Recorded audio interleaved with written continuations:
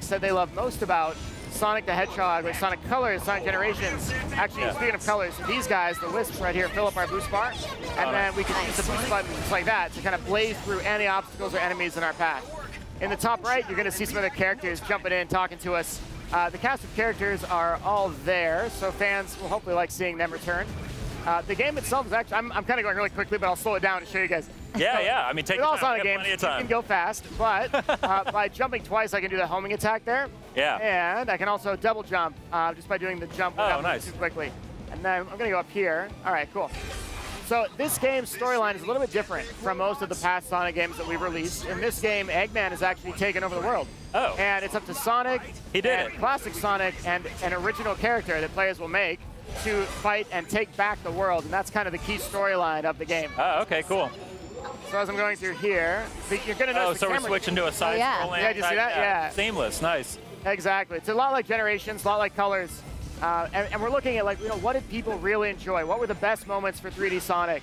And that kind of led the team towards this new direction, which is take what they like, what they love, and don't be afraid to add in some new things, too. We have changed the physics for classic Sonic a little bit. We've changed some things for modern Sonic, and the custom character plays very differently, and I'll show you guys that in just a little bit here. There we go. I saw that rail grind. You like that? Back when Sonic Adventure 2 came out, I bought some soaps, and I would like try to grind down rails in my friend's yard. That was like the coolest moment when you were a kid. Is like, I grew up, you know, with Sonic, and that's part of what the fun's been, you know, with the Sonic social media and the Twitter account, is that we've taken that sass, right, that Sonic had in the 90s and tried to kind of bring that back a little bit. You'll notice these games, you know, they have that attitude for Sonic a little bit. Nice. So that's modern Sonic. That's one of the 3 gameplay styles. Next, we'll take a look at classic Sonic. Oh, okay. Yeah. In 2011, we made a game called Sonic Generations. It was like a celebration for the 20th anniversary. For classic Sonic, instead of showing the 2D side-scrolling that he normally goes through, we've actually got a boss fight here. Oh, okay. This is a reference to the original Green Hill Zone boss fight, where he had a wrecking ball. This time it's a little more dangerous. He's got a spinning saw blade. I'm gonna try to dodge that. Let's see. A health bar and everything. There we go. Oh, nice. I love how vibrant all the colors are. It's really bright. Amazing. Really bright. And the music changes too, depending on who you're playing as. So modern Sonic has more traditional Sonic style. Classic Sonic has like a very retro throwback music. And then the hero just like the first game, he then has a second massive phase with giant drills and everything. It wouldn't be a boss fight without multiple phases, right? So now we got to jump here. Stop these blocks from hitting us in the face. There we go. We're going to bounce some of these back towards him. I saw Tails talking to him. So do we have like classic Tails versus, and there's like the modern Tails and all that stuff too? No classic Tails in this one. Just classic Sonic making an appearance. Okay. And all the other characters will be what you expect from like the modern iterations of them. Tails is my favorite character, which is why I asked. I always want more Tails is a good character. Yeah. It's a good character. You're going to like Mania when we get to that in a little bit, I think. Oh, man. I'm excited. And so I'm going to keep bouncing these things back towards Eggman. There we go. I got to say, you're doing a great job playing and like talking at the same time. I always thanks. It's not very hard. Not very easy. This is what happens when you play like the demo 100 times before you come to E3 and you're like, all right, I can...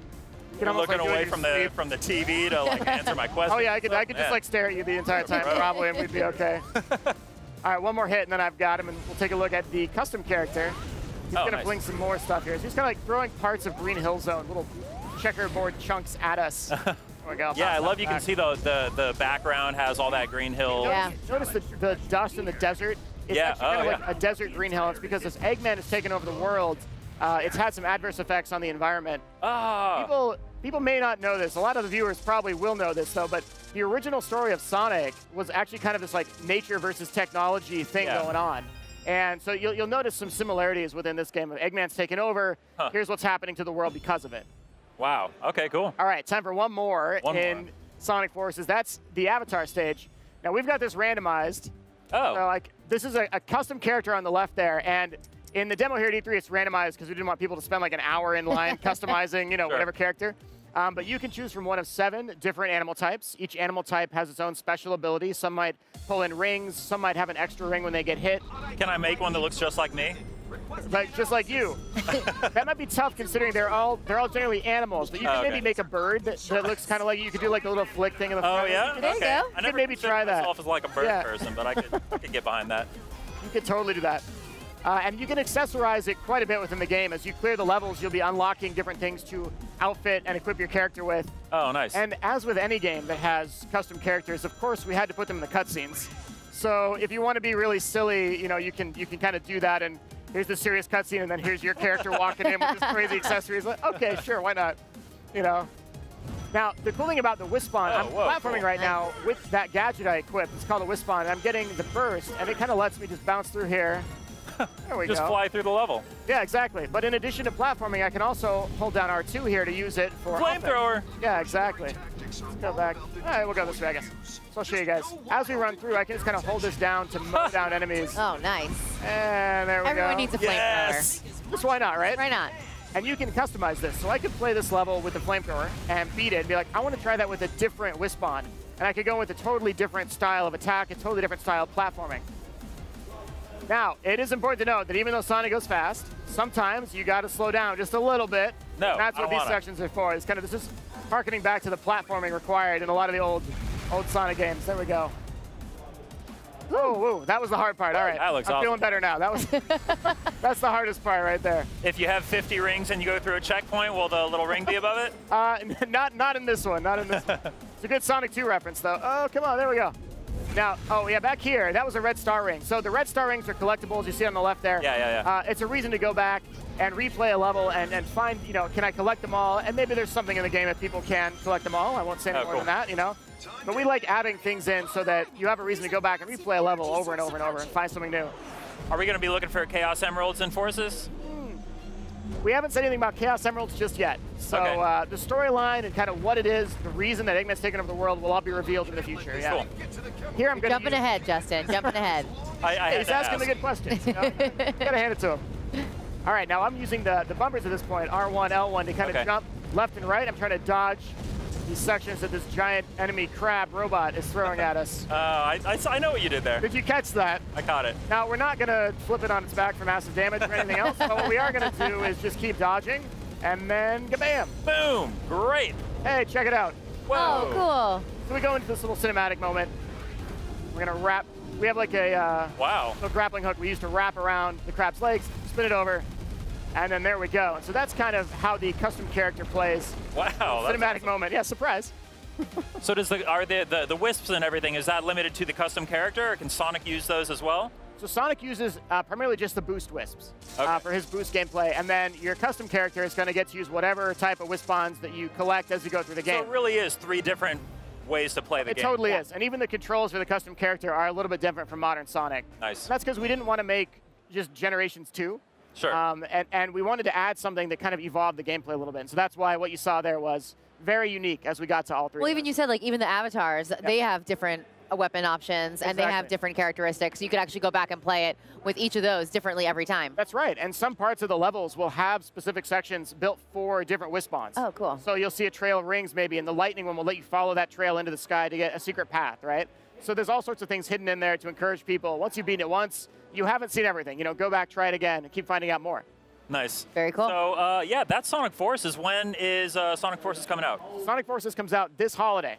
Ooh, this holiday? Yeah, nice. this holiday. It's going to be a year of 2 Sonic games. Well, Forces comes out the end of the year, the holiday, yeah. And then there's another Sonic game that we're also here to talk about. Shall we dive in and start talking about Sonic Mania? Let's do it. Let's talk about Sonic Mania. Okay, cool. Sonic Mania is a game that I'm personally very excited for as a longtime fan of Sonic. Ever since I was a kid, you know, I've been a fan of Sonic 2, the original trilogy and all that. This feels like a true follow-up to that the original trilogy plus Knuckles. How's the reception been since you guys announced it? Okay, first I caught the and Knuckles that you just threw in. That was good. Yeah, this was a game that started off. Oh, here we go. You can see it. This was a game that started off as this idea of what if we did a new Sonic game that looked and played like it came out in the mid-90s. That looked and played, you know, like it could have come out on the Sega Saturn back in the day, you know, like. And that was the coolest thing about this is not only is it a really fun game to play and it's very authentic, but the team behind it is also kind of a special story too. Yeah, hardcore Sonic fans working on it, right? Essentially, but more than just fans, they're actually professional developers, and one of the main guys, Christian Whitehead, did the mobile remasters of Sonic CD and Sonic 2 and Sonic 1. And every time we did a remaster, it would be better than the game originally was. He'd be like adding things in and like, oh, I put Tails in here. Hope that's okay. I'd be like, yeah. Yeah. And so we got to the end of that, and it was just like, instead of always doing remasters, what if we did something that added new content that could be on consoles, you know, that would be a really huge gift for Sonic fans? And they came in and pitched the idea, and now we have this amazing team of indie developers.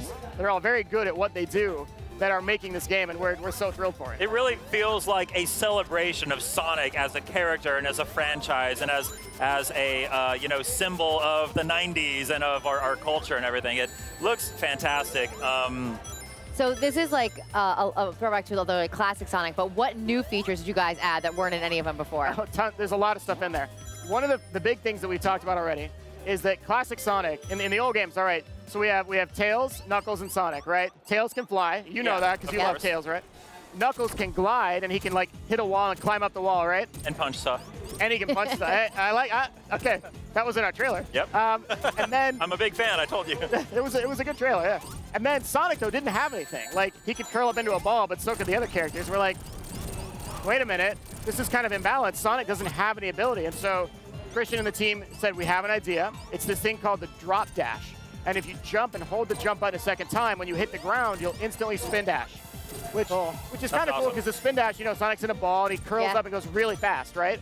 And it's that, but it's a little boost of speed. And you wouldn't think that little bitty boost of speed would have that big of an impact on the gameplay, but actually it does. It has a huge impact on the gameplay. And so we think speedrunners are going to have a good time with that. So are there like levels designed with that in mind where people, the designers as they're making it, they consider like, we think the player should do a drop dash here, then we'll never force you to do it. Never force you to do it. That's the thing about Sonic is, it's a game that is built for anyone to play. Whether you've played Sonic every game over the last 25 years or whether you've not touched it since the 90s, you could play Sonic Mania and go, oh, I remember this. You know, I get this. This feels the same, right?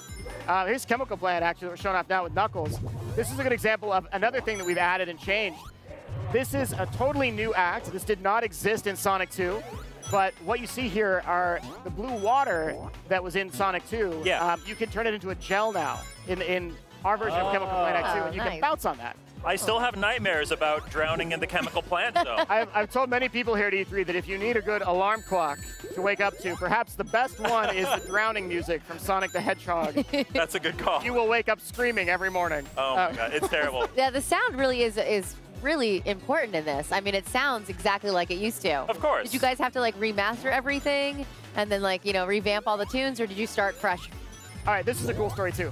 So I've told you already, you know, that a lot of the developers are big fans of Sonic that are now professionals. Christian, Simon, the team at Pagoda West, those are the key main devs. But the musician is much the same. This is a guy that got his start doing fan remixes of Sonic music on YouTube. Oh, no way. And now he is developing professionally for the game, making the original soundtrack. And his name is T. Lopes. Cool. Yeah, and T is fantastic. He's taken a lot of the original tracks and completely remixed them. He's totally updated them. And then for the new zones that we've got Mirage Saloon, we've got Studiopolis. These are brand new zones that were never seen in a Sonic game or even referenced in most cases. And he's made totally different tracks.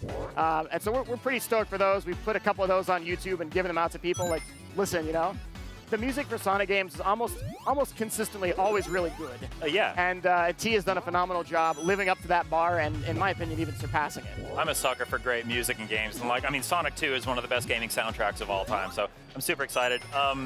So this game is, of course, being made for, you know, PlayStation 4, current gen consoles, but it still retains. It looks like they're working within the constraints of the old, you know, the Sega Genesis and, you know, older consoles. How closely are they trying to stay within those boundaries, or how are there areas where they're letting themselves kind of go wild with the new hardware? It's interesting. This is a good question. They have kind of limited themselves to a certain extent. And the era they're trying not to go past is around that mid to late 90s era, but before the 128-bit. So we're talking like, you know, the 32-bit so like Sonic CD area? Exactly. Like, yeah. kind of around that point. Like, what might you have seen? The cool thing is that it was roughly that time that audio started getting really interesting in games, and the audio quality started jumping up from the chiptunes that we were used to something really cool, real instruments, right? And then as far as the rest of the game is concerned, yeah, the graphics, everything you see, it looks a lot like what you might have seen in the ONES, but there's some other little tweaks and things in there that it's actually a little bit better one of the artists, his name is Tom, the lead artist. He's updated and gone through with every single sprite you see in the game, whether it's Knuckles like we're seeing here, whether it's the enemies you're seeing floating around. Wow. Not only have they updated all of the sprites, but they've also gone in and added frames of animation. So you may not notice it at first, like, oh, Sonic's running, but maybe it looks a little smoother, and that's because they've added frames of animation that at first you take it for granted, right? Oh, it's, but it's there. Here's one of the new zones. This is looks Mirage incredible. Saloon, playing his Tails here. Brand new zone. There's a wanted poster for Knack the Weasel in the background. He's like a really kind of random, obscure character. The Sonic fans, we all know him and love him. Yeah. That's nice. There's all these little Easter eggs because, like you said, if you haven't played it since then, you can jump right in. But for those like hardcore fans like Justin here, I think they're going to be the ones that go, "Oh my God, I saw that." I think those call-outs are for people who are even more hardcore than me. Yeah. I've seen folks like Nick Robinson from Polygon is catching all this stuff as you guys are releasing new gameplay footage. He's like, "Wait, that's the Hornet van. Hold on a second." I'm having fun watching him react to a lot of this stuff as it comes out. Yeah. We've had a great time just showing him the little things in the game, like watching his